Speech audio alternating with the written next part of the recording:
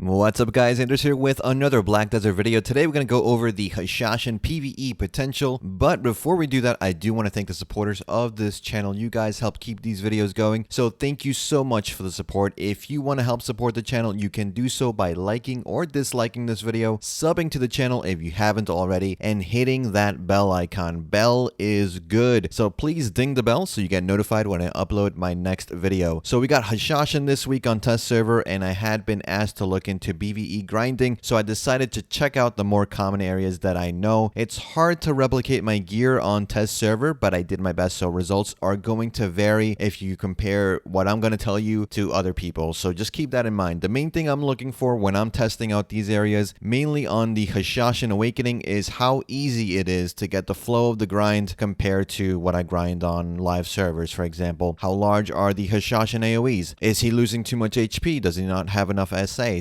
Stuff like that. So Star's End is the first place I went to. Hashashin does very well here. He can pull with his Hality Throw if you want to manage pulls. In terms of Star's End, you want some tight AoE burst damage with down attack modifiers. You can also go and get back attack modifiers as well, which will always help you with burst damage, but obviously having that down attack modifier in your skills already ingrained is really strong. Hashashin basically has everything you need. It also has Sand Dune into Flow, into Blood Poison. This increases your damage by a ton. You have DP Shred, you have Evasion down, and you have AP up in those three skills. You can also use Gelation into Crash Collapse and finish with something like Sand Swamp into Condemnation Flow, or Snake Charm into Condemnation. Really high damage skills with so many down attacks, some range projectile to get some mobs to leash, and good AoE with super armor grinding Star's End. To me, just feels very easy, and that is really good considering I know for sure that there will be other Hashashin mains or real Hashashin mains that can and will eventually show you better combos that can maximize the potential of Hashashin in Star's End. So the fact that I was able to go here with a very limited experience with Hashashin Awakening and do well, or feel like I'm doing well on and grinding without any issues at 275 Kudum and 258 Kudum, really good. But as you saw, it's hard to maintain a certain AP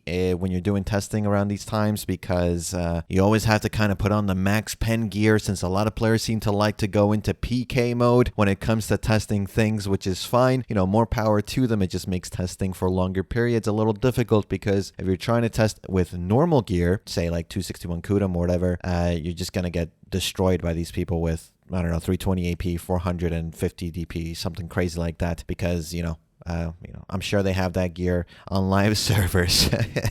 Now, I moved on to Abandoned Monastery for a quick check to see how Hashashin would do with 258 Kudum. That's low for Monastery, of course, but I forgot to add AP when I was here. But I just mainly wanted to see how his skill vacuums would do. And yeah, it's pretty amazing, to be honest. A lot of Hashashin skills have vacuum. So in Awakening and Pre-Awakening, all those skills that have vacuum in PvE, they drag the monsters in close, which is especially nice in Abandoned Monastery. Maybe not as OP as the Awakened Guardian's forward F ability. You know, they physically push the mobs to where she's moving, but the vacuums are nice to have for sure for Abandoned Monastery, so very nice there as well. After that, I checked Thorny Forest, the 250 Odalita area we don't have, and once again, this area is very similar to Abandoned Monastery in terms of CC and mobs, so Hashashin did very well. In terms of mana or HP, like I said, I didn't really feel like I was churning through my potions too much, which is really good. So I decided to be a little bit more silly and go to the Turos zone, also in Odalita, 270 AP zone. It's a duo spot, but Hashashin did okay. The monsters do a lot of CC here, so it's important to stay in SA and front of guard as much as possible, which Hashashin has no problem doing, though I did get caught a bunch, since unfortunately my ping to test server is something like 200 ping, so not as fluid as you'd want, of course. I decided, you know, Turos isn't silly enough. Let's go to that 300 AP zone that I hear can one-shot you and see what this class can do.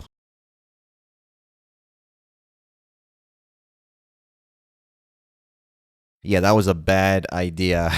So I said, okay, let's go back to reality. Let's go to Hystria, which is something we have in live servers. And I grinded there with 258 Kudum. And with his stash being such low cooldown, it's really easy to get behind for back attacks. And he really has just no problem grinding here whatsoever. Akban was a little bit more difficult to test for reasons as you see here, but it felt even easier than Hystria. Obviously, it should. His movement from pack to pack is great. You can stretch his movement even to make him go lightning fast, but that that does drain a lot of stamina if you do that, which actually isn't a bad thing since he doesn't really consume a ton of stamina while you combo. Overall, maybe he's not as easy to grind with as a Guardian Awakening, but the fact that I was able to grind well with having such little knowledge of the class on test server, which I say has some weird damage ratios for PvE grind, it bodes well for this class when we eventually get Hashashin Awakening on live servers. Now, as for his succession, because I've been talking about Awakening, it clearly does more damage than Awakening,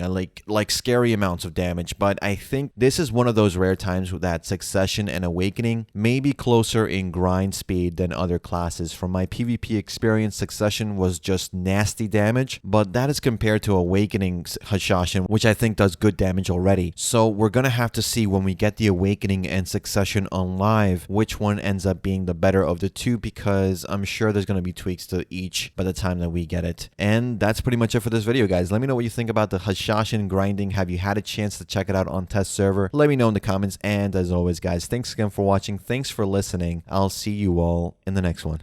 Take care.